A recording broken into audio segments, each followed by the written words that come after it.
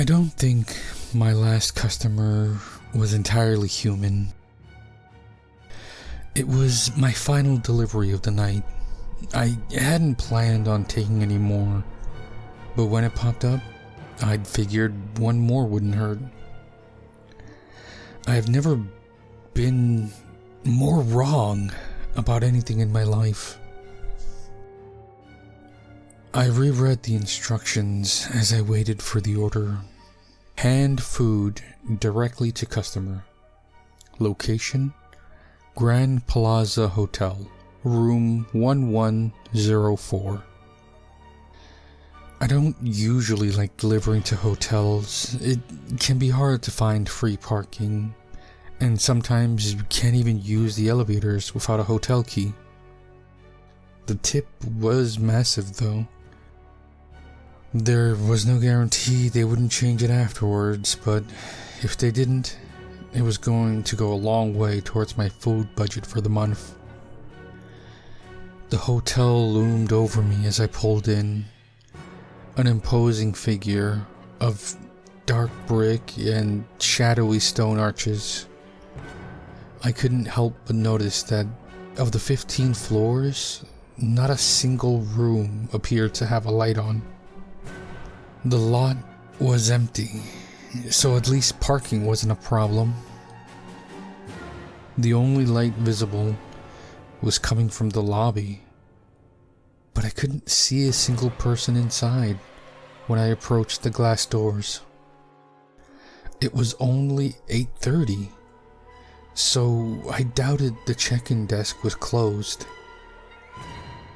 To my surprise, the doors did open. It was so nice inside. I figured I'd definitely need a room key to use the elevator. There were golden accents in the thick wooden check-in counters. A wide fireplace was flanked by chairs that were shaped so unnaturally no person I've ever met could have sat in them. I've never understood why many of the older, ritzier hotels always seem to have dark, floor-to-ceiling wood paneling, but no windows. The ornate chandelier cast weak amber light from vaulted ceilings high above my head, but I still couldn't shake the feeling I was in a box and about to be buried 6 feet underground. My shoes squeaked on the marble floor and echoed loudly in the otherwise silent lobby as I looked for any sign of life. The stark silence put me on edge. Where was everyone? Some of the winding hallways off the lobby were completely dark. The longer I stared into the shadows, the stronger the feeling that something was staring back at me. Something that could see me far better than I could see it. Just moments before, I'd been feeling incredibly alone. I found myself longing for that once more. I messaged the customer, wondering if they'd come downstairs. Maybe I could even wait outside. I smiled at the thought. I wanted out of there ASAP. Would you like to meet in the lobby? I typed out to them through the app, hopeful. No.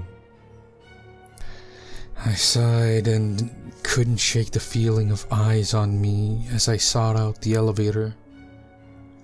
I pressed the only button anxiously, and it took me a moment to notice the embossed metal below it said, "Down," despite me being on what appeared to be the ground floor. Sure enough, I could hear the whirring sound of machinery as it approached from beneath my feet. The doors opened to reveal an ancient-looking interior, of dark bronze and wood. But there were no buttons. Simply what I guessed was a hand crank.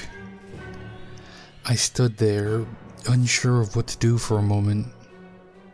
The doors stayed opened, appearing to patiently await my decision. I shuddered at the thought of ending up stuck in some weird basement, or worse, between floors. So, I reluctantly headed towards the stairs. It hit me when I reached the second floor. If it was a manual elevator, who'd been operating it on those lower floors? I quickened my pace. Looking back, I wish I'd never gone upstairs. I wish I'd just got the hell out of there. Maybe if I'd turned around and left, my hours wouldn't be numbered. But who knows, maybe I was doomed from the moment I accepted that order. I complained to myself as I kept climbing upwards, legs burning. At that moment, I was pissed off at everything. I hated the creepy-ass building. I hated the elevator. And I hated the customer for making me walk what would end up being a total of 20 sets of stairs. If I'd known I would be doing that much cardio, I would have brought my freaking inhaler. Further increasing my frustration were the stairs themselves. They started out as wide marble steps in the lobby, but on the second floor transitioned to heavy wood that creaked with each step, tucked into a walled section on the far side of the building. They felt wrong. Some steps seemed wider than others. Some were narrow and shallow. Others were steep. It didn't help that the stairwell was poorly lit either. The customer kept messaging me over and over as I climbed. "Where are you, Amy?" I was trying to think of a polite way to explain that I was running late because I had to walk up 11 flights of stairs when I tripped and fell, cutting my chin on a jagged piece of wood. By the time I reached the 11th floor, I was nearly crawling, and blood was trickling down the front of my shirt. I leaned against the wall, panting. The blood from my cut seeped into the strangely patterned carpet, which seemed to take it in thirstily, without leaving so much as a stain. To my relief, the hall was mostly well lit. Although there were areas where lights flickered off and on, leaving some sections dark, for the most part, I could see everything, from the dark walls to the heavy wooden doors of each room. I realized that there were no room numbers anywhere, at all. I sent out a message to ask how I was supposed to find room 1104, and the customer immediately wrote me back. "I'll find you." The light above me chose that moment to flicker and die. The moment it did, I was thrown into an absolute darkness like I'd never experienced before. It felt as if perhaps light had never existed in that place at all. There was just a deep, liquid blackness that forced its way into your nose and mouth, filling your lungs, threatening to drown you. Perhaps, I thought madly, perhaps I'd never seen light before at all. Maybe all I'd ever known was darkness. I walked what felt like an eternity, far longer than the few feet of unilluminated hall I'd seen before. I went to brace myself against the wall just to feel something solid against my fingertips, when I realized the walls weren't there. It hit me then that there was no guarantee I was even walking in the right direction. Crazy thoughts floated through my head. Maybe I'd be stuck there forever, breathing in the blackness, feeling it pour into my skull through empty sockets. Because who needs eyes in a place without light? I found myself laughing hysterically at the thought, a wet, sputtering sound, when I bumped into someone in the empty hallway. I say someone because I felt skin and long hair against my bare arm when I brushed against them. Sorry, I whispered out of habit, before remembering that there hadn't been anyone else in the hall moments before. I'd just felt something like impossibly long fingers brush against my wrist when the light flickered back to life. There was still no one else in the hallway with me. I was dazed, eyes trying to adjust to the sudden brightness as I read the message the customer had sent while I was lost in the darkness. Found you. In the distance, I could make out what sounded like something dragging along the carpet. I looked up just in time to catch a brief glimpse of the source of the sound. It was pulling itself towards me, visible for only a moment before the lights in the section between us went off. The thought of that thing coming towards me, those black pinpoint eyes, its intense hunger, I could almost feel on the air. With nothing between us except for the unlit hallway, filled me with a visceral fear unlike anything I'd ever experienced before. I couldn't let it catch me in the darkness. I didn't care if the customer complained. I didn't care if I got banned from the app. I frantically turned back the way I had come, which was once again in the shadows.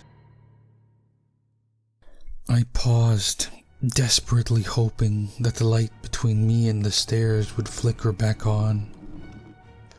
That black emptiness. No, it wasn't empty.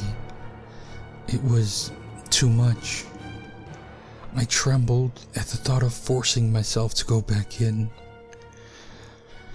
The sound of the crawling from down the hall became louder, closer, and was enough to convince me that I couldn't wait.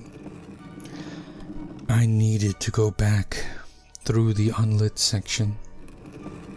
It wouldn't be as bad the second time. I lied to myself. I ran the entire way. At first I tried holding my breath, but soon enough found myself gulping in lungfuls of the wet, stale air. choking on it as my airways began to close. I found myself becoming disoriented, borderline hysterical, when something pulled at my clothes. Long fingers wrapped around my ankle, pulling me to the ground, dragging me backwards. It brought me back to my senses, and I did the only thing I could think to do.